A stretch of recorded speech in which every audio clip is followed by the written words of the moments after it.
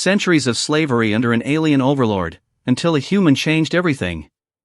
For hundreds of years, the planet Earth had belonged to them, tall, gray-skinned aliens with eyes like molten silver and minds sharper than any human could imagine. The Zari.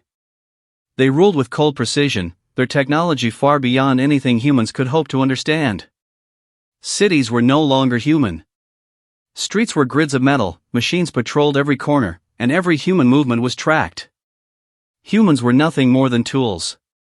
Miners, laborers, soldiers in wars not their own. Anyone who spoke out vanished without a trace. The Zari called it order. The humans called it slavery. Among the millions of enslaved humans, one young man named Eli had something different. A spark.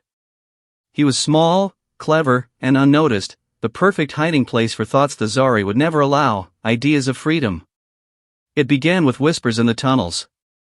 Old humans spoke of legends of a time when humans were free, strong, and unafraid. Most of Eli's friends dismissed these stories as bedtime tales. But Eli listened. And he dreamed.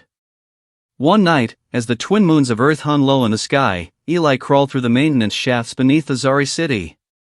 Sparks from broken machinery lit his path. He had heard rumors of a weakness in the alien technology.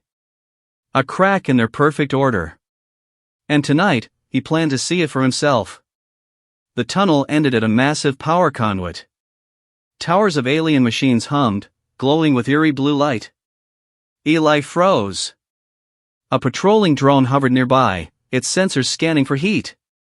His heart pounded like a drum. One wrong move, and he would disappear, just like the others. He held his breath, remembering what his grandfather had told him, they fear what we can imagine, not what we obey. Eli took a deep breath and ran. Using the shadows and broken machinery as cover, he slipped past the drone. Then he saw it, the core.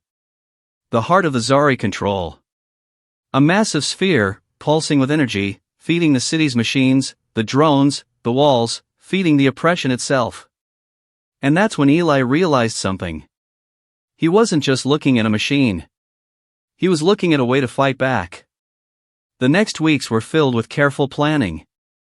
Eli studied the Zari patterns, their patrols, their technology.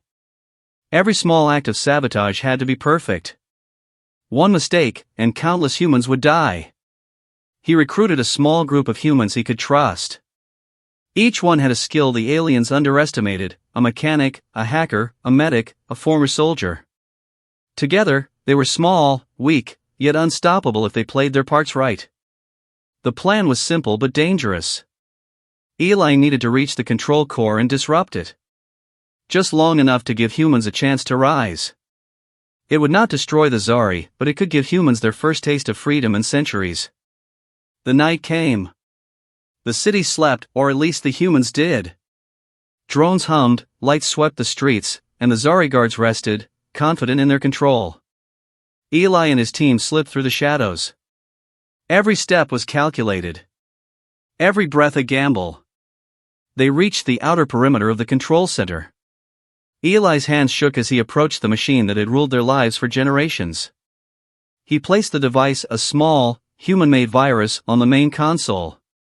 Designed by the hacker of the group, it could temporarily scramble the Zari systems. And then, lights flickered. Machines slowed. The drones faltered mid-flight. Humans who had hidden underground peered through cracks, confused, terrified, and for the first time in centuries, hopeful. But the Zari were not weak. The moment they sensed the disruption, alarms blared. Silver-eyed commanders appeared, their voices cutting through the chaos. Eli's heart raced. They would come, and soon. Eli's device worked, but only partially.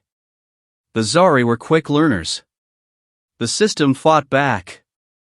Doors slammed shut, corridors locked, and drones swarmed like angry wasps. It seemed the humans' first rebellion would fail before it truly began. Then Eli remembered something. Humans could think differently. Aliens could calculate, predict, control, but humans had something they never could: creativity. He screamed, not with fear, but with a new strategy. Using the Zari's own machines against them, he improvised. Wires were cut, makeshift EMP pulses created, tunnels collapsed strategically. Every step, every improvisation, was human ingenuity. The Zari faltered, confused by choices they hadn't predicted. By dawn, the city was in chaos. The Zari guards were disoriented. Drones crashed into walls. For the first time, humans walked openly, not as slaves, but as fighters. Eli's small group became heroes overnight. Word spread like wildfire, humans are fighting back. But Eli knew this was only the beginning. Freedom was not given, it was taken. The Zari would recover. The fight would continue. But now, hope burned brighter than fear. For the first time in centuries, humans dared to imagine a future where they ruled their own world. Eli looked out over the city from the top of a broken tower. Smoke and sparks rose from the machines below. Human voices, shouting, laughing, and crying, filled the air. He smiled. It wasn't victory yet, but it was the first crack in centuries of slavery. And in that moment, the Zari realized something terrifying: humans were no longer predictable. Humans could change. Humans could fight. And one human had changed everything. The story isn't over. Eli's fight has only begun, and the Zari will not give up easily. But one thing is certain: humanity will never bow again.